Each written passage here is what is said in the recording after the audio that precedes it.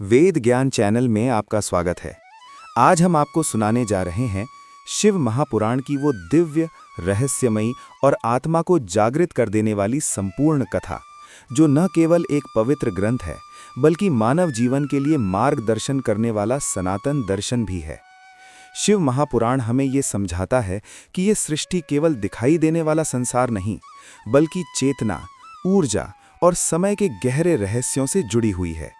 भगवान शिव केवल एक देवता नहीं, बल्कि परम तत्व हैं, जो सृष्टि के आरंभ, संचालन और संहार तीनों के साक्षी हैं।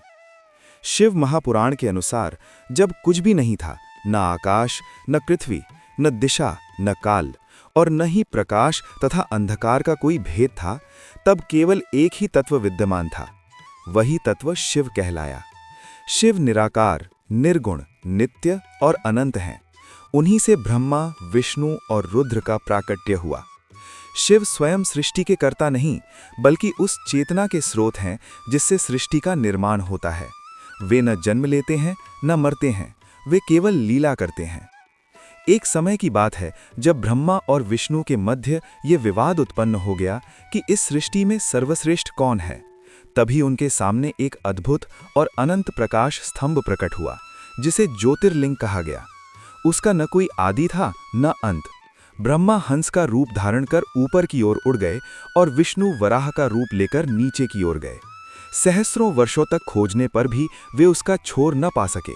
अंततः भगवान शिव उस ज्योति से प्रकट हुए और उन्होंने समझाया कि अहंकार ही अज्ञान का कारण है।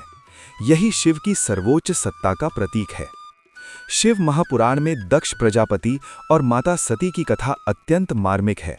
दक्ष ने एक भव्य यज्ञ का आयोजन किया, परंतु अपने अहंकार के कारण भगवान शिव को आमंत्रित नहीं किया। माता सती पिता के घर बिना निमंत्रण के पहुंची। वहां शिव का अपमान देखकर उनका हृदय व्यथित हो उठा। अपमान सहन न कर पाने के कारण उन्होंने योगाग्नि में स्वयं को समर्पित कर दिया। जब यह समाचार भगवान शिव तक पहुंचा तो उनका रौद्र रूप प्रकट हुआ। उन्होंने वीरभद्र को उत्पन्न किया, जिसने यज्ञ का विध्वंस कर दिया। ये कथा हमें ये सिखाती है कि अहंकार और अपमान का अंत सदैव विनाश होता है। माता सती के त्याग के बाद शिव गहन वैराग्य में लीन हो गए, किंतु सृष्टि का संतुलन बनाए रखने के लिए माता पार्वती ने पार्वती के रूप में पुनर्जन्म लिया। माता पार्वती ने भगवान शिव को प्रतिरूप में प्राप्त करने के लिए कठोर तपस्या की। वर्षों की तपस्या, संयम और भक्ति से उन्होंने शिव को प्रसन्न किया। शिव और पार्वती का विवाह केवल एक वैवाहिक बंधन नहीं, बल्कि शक्ति और शिव के मिलन का प्रतीक है। जहां शिव चेतना है, वहीं पार्वती ऊर्जा है। दोनों के मिलन से ही सृष्टि गतिमान है। शिव महापुराण में भगवान गणेश और कार्तिकेय की उत्पत्ति की कथाएं भी विस्तार से वर्णित हैं।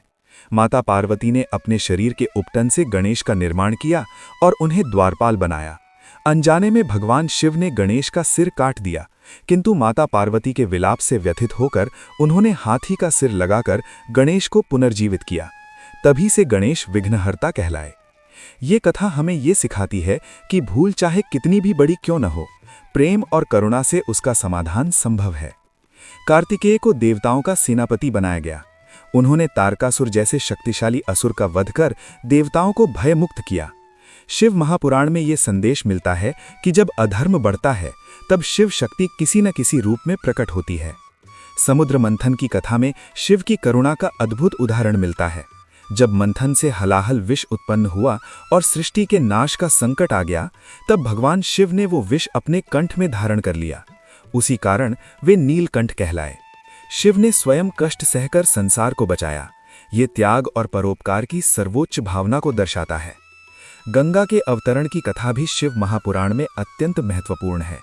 जब राजा भगीरथ की तपस्या से गंगा पृथ्वी पर आने को तैयार हुई, तब उनके प्रचंड वेग को संभालने के लिए भगवान शिव ने अपनी जटाओं में धारण किया।